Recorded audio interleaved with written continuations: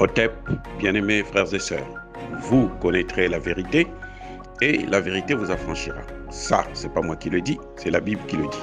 Mais moi, je vous dis mieux. Vous connaîtrez la vérité historique, notamment celle de vos ancêtres kémites, et vous aurez une vision globale de ce que c'est que la vraie souveraineté politique. J'ajoute, vous reviendrez à la spiritualité africaine ancestrale et vous comprendrez les enjeux de l'indépendance économique.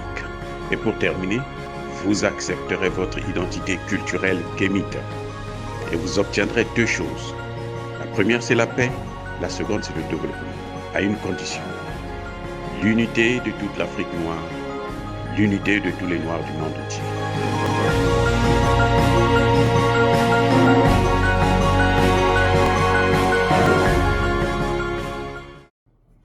Otep à tous, bien-aimés frères et sœurs.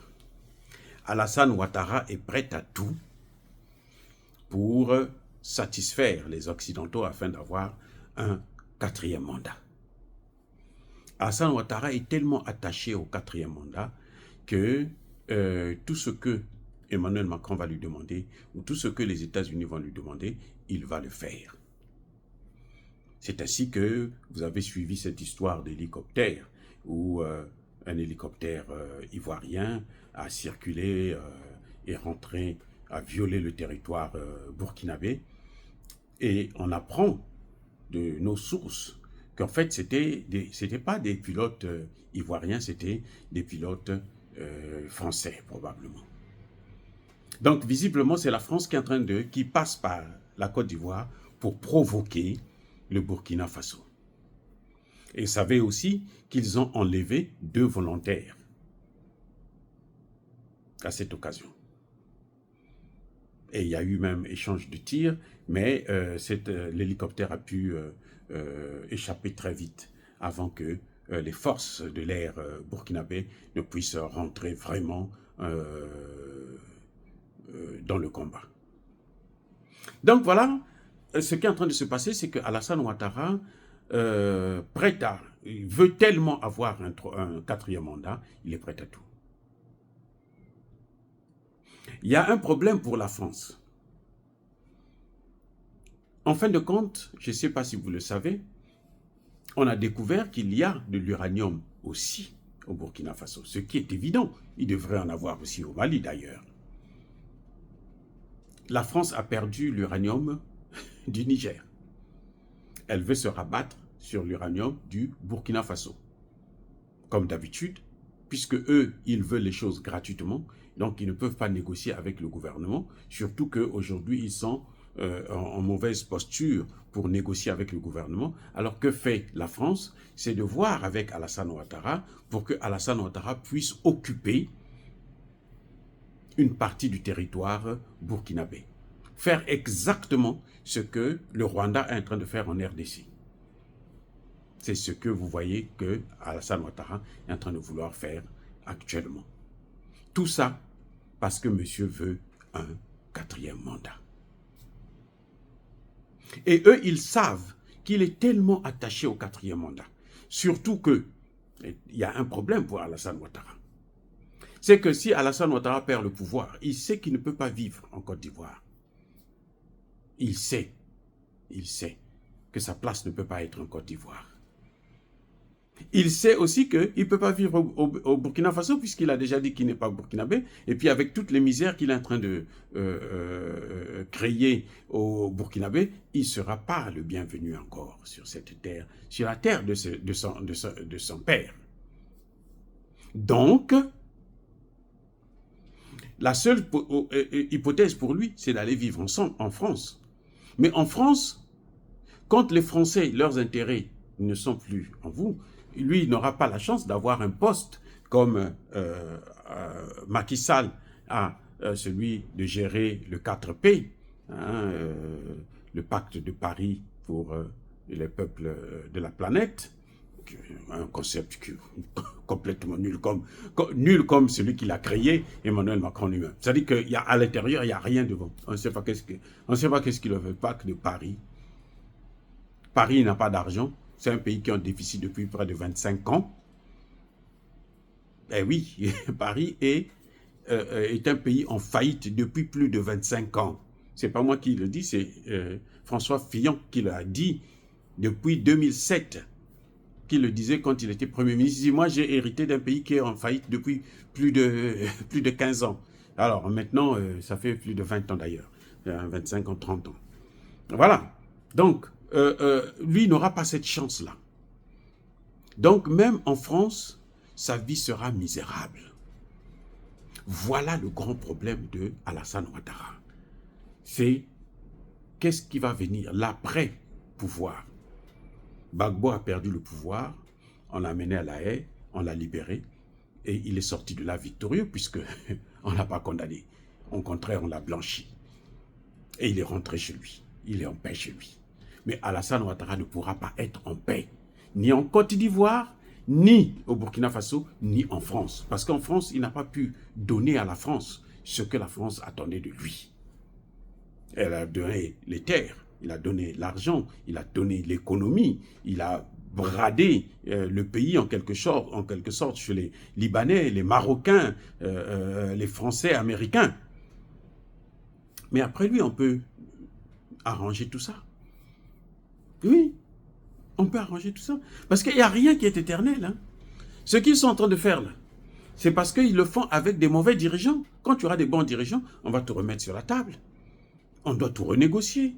On doit tout revoir. Et oui, c'est une évidence. C'est une évidence. Vous voyez, aujourd'hui, au Congo démocratique, pourquoi Tshisekedi a demandé qu'on puisse refaire les cartes nationales d'identité? Vous croyez que c'est pourquoi? Mais c'est pour recenser les Congolais. On saura qui est qui, ton père, ta mère, ton oncle, ainsi de suite. Eh oui, les Rwandais, là, on va les dénicher. Voilà pourquoi Tshisekedi a demandé qu'il puisse avoir des cartes d'identité. Et il a même dit que c'est gratuit. Ça va être gratuit. Eh oui, c'est pour contrôler. Et déjà, on est en train de les découvrir, là. On est en train de virer certains dans l'armée, dans l'administration. C'est pour ça que vous voyez que beaucoup des pseudo-congolais sont en train de fuir pour aller rejoindre Nanga, parce que ils ne se sentent plus en sécurité. C'est le problème que Alassane Ouattara a. Quand tu as fait du mal aux gens, regardez les terres qu'il est en train de prendre là. Hein, ça a repris encore, je pense, hier ou avant-hier. Mais vous croyez que Alassane Ouattara sera en paix en Côte d'Ivoire avec tous les dégâts qu'il est en train de commettre? Il a endetté le pays, c'est parmi les pays les plus endettés d'Afrique francophone. C'est d'ailleurs le pays le plus endetté d'Afrique francophone, avec plus de 30 milliards de dollars. Pour Alassane Ouattara, lui seul. 30 milliards. Quand Gbagbo partait, c'était à 5 milliards. Alassane Ouattara a ajouté 30, on est à 35. Les États-Unis, le pays le plus endetté au monde. Voilà. Ils sont à 90 000 milliards. Mais c'est un grand pays. Et puis, ils ont fait beaucoup de choses quand même. Mais Alassane Ouattara, il a fait quoi avec? Oh, casser les maisons des gens. Exproprier les maisons, c'est ça? Sans dédommagement et autres. Voilà cet homme qui est en train de faire les choses juste pour plaire à son maître Emmanuel Macron. Ce que vous voyez là, Alassane Ouattara est devenu fou. Parce que 2025, c'est bientôt là. Il a vu comment Macky Sall est parti. Et chez lui, ça va être plus grave, plus honteux. Il va repartir, alors vraiment la tête entre les cuisses. Macky Sall, au moins, a pu ramener les choses dans l'ordre pour partir avec dignité.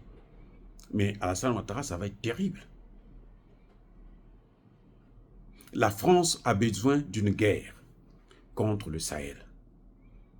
Et elle a besoin d'un pays qui va servir de cheval de Troie, qui va lui donner cette guerre. Alassane Ouattara a échoué avec le Niger, en passant par le Nigeria, croyant que le Nigeria devrait jouer le jeu, mais le Nigeria, à la dernière minute, s'est rétracté. Et donc Alassane Ouattara est resté seul et ne peut plus le faire. Patrice Talon, qui est en train de subir les rafles de ses erreurs, avec ce qu'est la fermeture des frontières, il ne veut plus entendre parler de ça. Et donc la seule personne qui peut lui donner une opportunité de faire la guerre, c'est Alassane Ouattara. Mais Alassane Ouattara ne peut pas faire la guerre directement contre le Niger. Donc il doit passer par le Burkina Faso. Et la France veut faire une guerre contre le Burkina Faso parce qu'elle se dit qu'au moins elle pourra retrouver l'or et l'uranium burkinabé pour remplacer ce qu'elle a perdu au Niger. Et au Mali, bien sûr. Mais Alassane Ouattara sait aussi, et la France le sait avec lui, que attaquer le Burkina Faso, c'est attaquer l'AES. Et je ne suis pas sûr qu'ils sont prêts à faire face à cette guerre contre ces trois pays. Parce que ces trois pays, ils sont aussi soutenus, comme eux, ils sont en train de soutenir l'Ukraine, ils sont soutenus par la Russie, mais aussi par la Chine, l'Iran et même la Turquie. Et donc, une guerre de la France dans ces pays, contre l'un de ces pays, ce sera une catastrophe pour la France. Et ce sera la fin de l'hégémonie française. Dire cela, c'est inciter à la haine ou à la violence. Non. Et encore une fois de plus, bien-aimés frères et sœurs, je persiste et je signe. Soyez bénis, abondamment bénis par le Dieu des Kémites et par nos ancêtres angélisés. Mais que tous ceux qui persécutent le continent africain, le pillent et le déstabilisent, qu'ils soient noirs, blancs, chinois, arabes, indiens, juifs ou qui qu'ils soient punis, maudits, foudroyés, neutralisés, écrasés, effacés par le Dieu des Kémites et par nos ancêtres angélisés. Vive l'Afrique éternelle. J'ai dit et j'assume.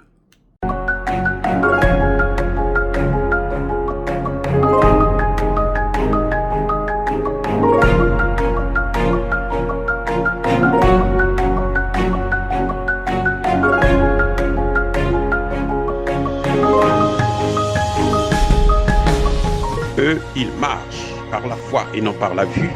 Mais moi, je vous conseille vivement de marcher par la connaissance scientifique et historique, notamment celle de nos ancêtres kémites, par les 5 sens et par l'intelligence. Otep, vive l'Afrique éternelle et que Dieu vous bénisse. Abou Apia.